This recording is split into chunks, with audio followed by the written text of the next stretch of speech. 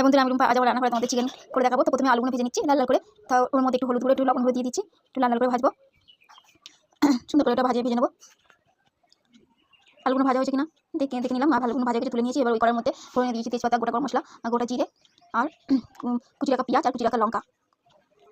তারপরে পেঁয়াজগুলো লাল লাল করে ভাজা হয়ে গেছে। এবার আমি আগে থাকতে বেটে রাখা রসুনটা দিয়ে দিলাম। রসুনটা সুন্দর করে নাড়িয়ে নিচ্ছি। এবারে আদাটা আমি পরে দেবো, যেহেতু আদাটা পরে দিলে আদা তিতকুড়ি ভাবটা মাংসের মধ্যে আসে না। আমি রসুনটা আগে ভেজে নিলাম, তারপরে আদাটা দিয়ে দিলাম। আদাটা দিয়ে দেওয়ার পর খানিকক্ষণ একটু হালকা কষিয়ে নেবো। নিয়ে আমি মাংসটা দিয়ে দেবো। মাংসটা দিয়ে দিচ্ছি। মাংসটা আমি সুন্দরভাবে কষতে থাকবো। তারপর পরিমাণ মতো লবণ, তারপর পরিমাণ মতো হলুদ গুঁড়ো দিয়ে দিলাম।